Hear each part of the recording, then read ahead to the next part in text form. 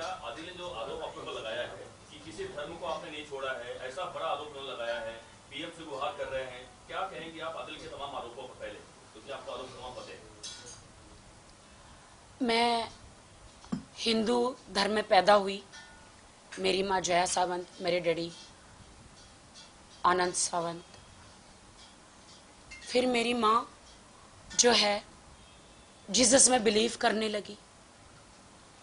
हम लोग born Christian तो नहीं है, लेकिन माँ के साथ पूरा पूरा घराना जुड़ा रहता है। जैसे माँ बिलीव करने लगी तो मैं भी बिलीव करने लगी। तो हिंदू से जीसस में बिलीव करने लगी।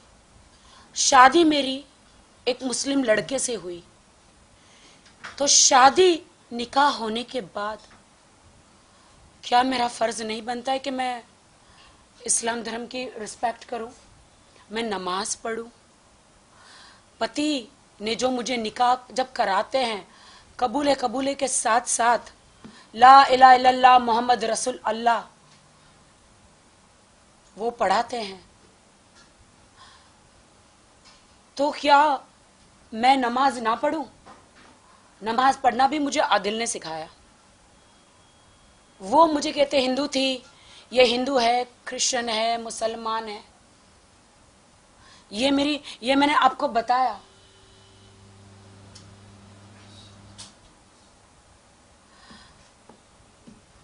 मैं शौक हूं।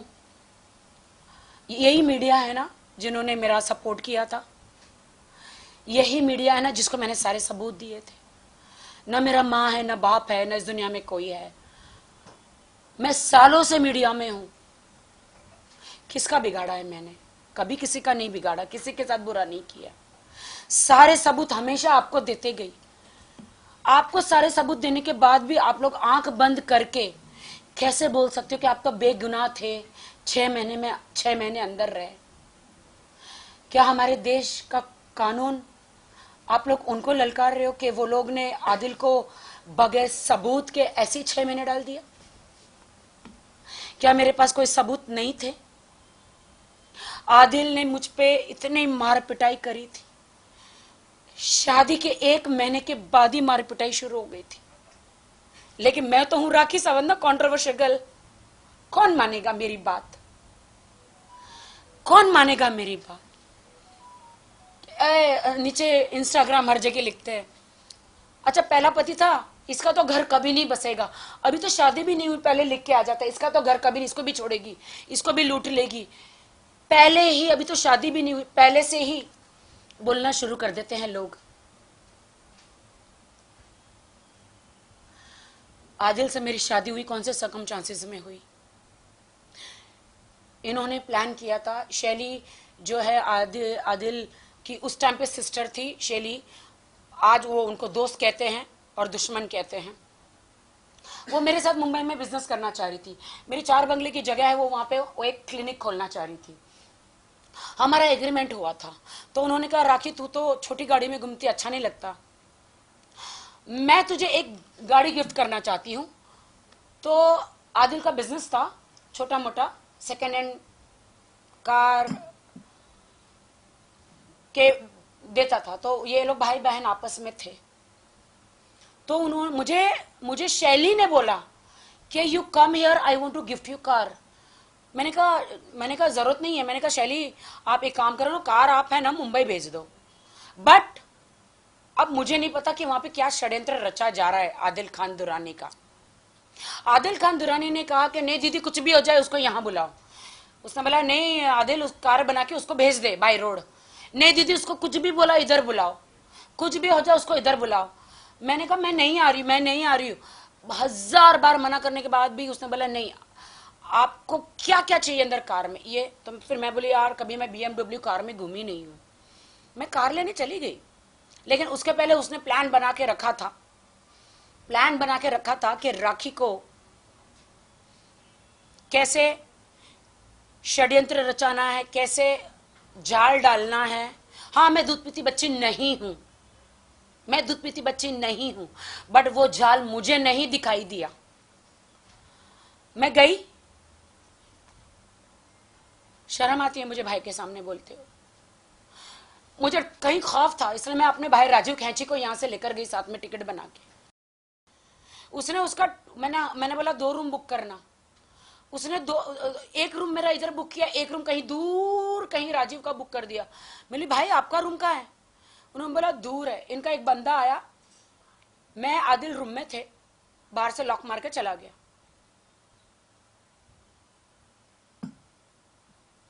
जो फिर मेरे साथ हुआ, मुझे नहीं लगता आप लोगों को बोलना चाहिए मुझे। इसके गवाह 3 लोग हैं, उर्फी जावेद, राजीव खैंची और शैली, जिन्होंने मुझे कार देने के लिए बुलाया था। जब मेरे साथ वो हुआ 3 घंटे लगे उसको मेरे कपड़े फाड़ने में, सारी चीजें करने में।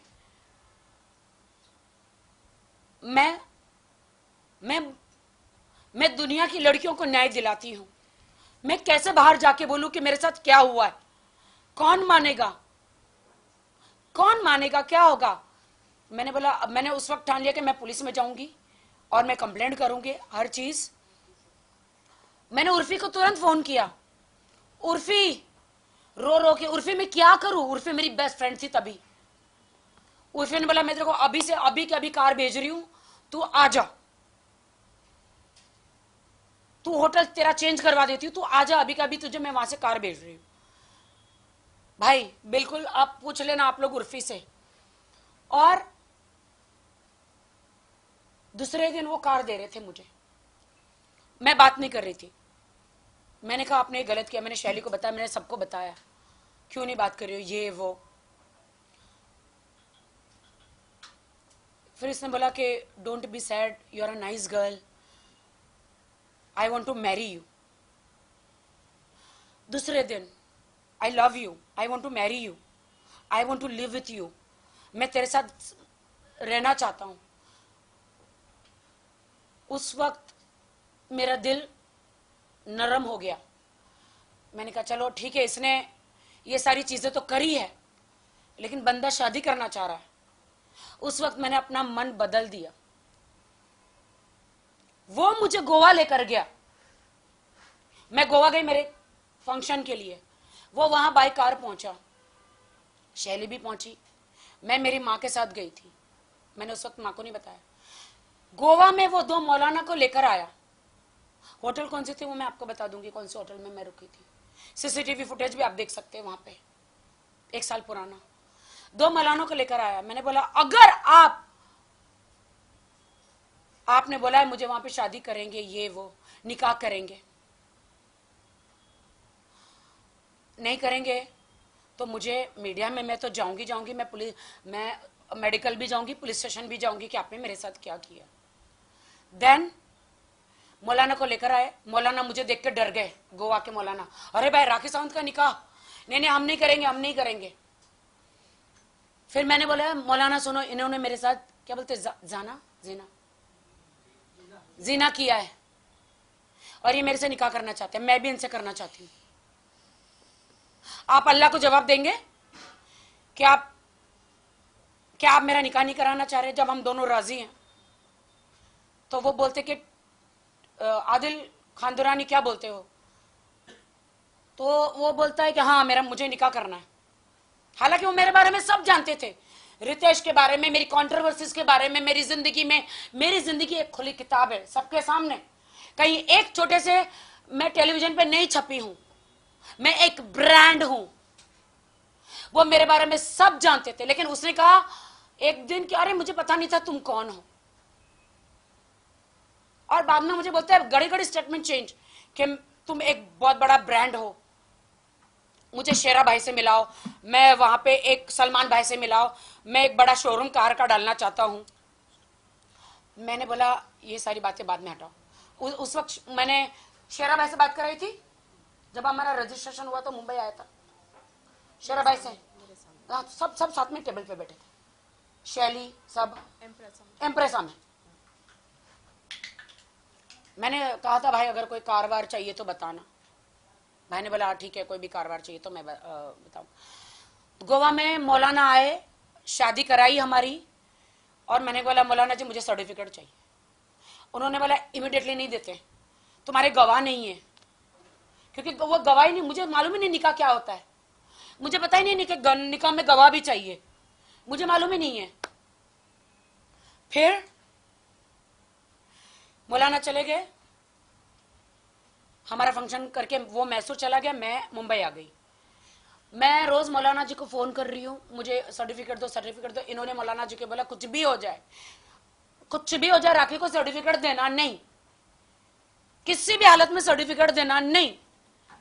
मैं कहती हूँ, मैं आज आपके माध्यम से कहती हूँ, मौलाना जी, गोवा वाले 2 मौलाना जी, प्लीज आप बाहर आइए, वरना मुझे आपका नाम बताना पड़ेगा और आप आके कहिए कि आपने, आदिल आपको लेकर आया था वो होटल के रूम में और आपने निकाह कराया था बगैर 2 गवाह चाहिए था ना, वो नहीं थे। तो मैं सर्टिफिकेट मांगती रही। अब तो ये तो मेरा शौहर ही हुआ ना, अल्लाह के सामने तो शौहर ही हो गया ना। अब ये मौलाना असली थे कि नकली, ये बात मालूम है? ये नहीं मालूम। नकली मौलाना भी हो सकते, बिना गवाह की शादी नहीं हो सकती ना। हाँ नहीं, बट मैं बताना चाहती हूँ ना, उन्होंने कहा ना कि मुझे पता नहीं था, मौलाना तो फिर हाँ वो नहीं पता है, क्योंकि नकली मौलाना, असली एक दाढ़ी के बगैर था, एक दाढ़ी वाला था। देखिए कोई भी निकाह बिना गवाह के होता नहीं है, नहीं होता मौलाना है। कभी नहीं पढ़वाएगा। अच्छा, तो ये पता नहीं 1-2 घंटे के बाद किसको पकड़ के लाया था, मुझे नहीं मालूम है। और बाद में इसने बोला कि अब मैं वहां से आ रहा हूं। इन्होंने मेरे पास वीडियो है, इन्होंने मैसूर में गन रख दी थी, ऐसे गन रख दी थी, मेरे पास वीडियो है कि तुम मैं परेशान हो गया हूं शैली से, मैं परेशान हो गया हूं अब्बास भाई से, मैं परेशान हो गया है मैसूर वालों से, सब मेरा जीना हराम कर रहे, मुझे तुम मुंबई बुला लो, मैं तुम्हारा शौहर हूं, शौहर का साथ नहीं दोगी तो जहन्नुम में जाओगी, तुमने इस्लाम कबूल किया है। मैंने कहा ठीक है, मुझे उतना नहीं पता। मैंने बोला ठीक है आप आ जाइए, आ गए वो। अब डिमांड, अरे अब तो बिजनेस नहीं, कुछ नहीं, मैं क्या करूं, 1 रुपया लेकर नहीं आया, फुकरा भिखारी आदिल खान दुर्रानी 1 रुपया लेकर नहीं आया। Stick to the point, Raki. And फिर मैंने कहा नहीं, मैंने कहा मुझे सर्टिफिकेट तो दो शादी का। इनकी एक आंटी रहती है यूके में, कि इन्होंने शादी किया, ये किया। बोलते नहीं नहीं नहीं, हम तो मानते ही नहीं, तुम तो कुछ भी नहीं हो, मानते ही नहीं है, हम तो मानते ही नहीं इस शादी को। एंड देन फिर मैंने बोला मैं आपको एक पैसा अभी नहीं दे सकती बिजनेस में, मुझे बिजनेस के लिए पैसा दो। नहीं दे सकती। मैंने कहा शादी का सर्टिफिकेट नहीं तो एक काम करो, ठीक है काम करते यहाँ पे शादी करते। मैं बोले आप मुसलमान हो, अगर मेरे एक बार निकाह हो गया तो दोबारा कैसे होगा? तो बोलते नहीं, वो लोग, वो जो मौलाना है वो जवाब नहीं दे रहे, छोड़ दो। फिर मैंने फाल्गुनी को बोला, फाल्गुनी मेरा निकाह इनसे करा दो। फिर फाल्गुनी ने गवाह सब लेकर आके मेरा निकाह कराया और मेरा उनके साथ कोर्ट मैरिज कराया।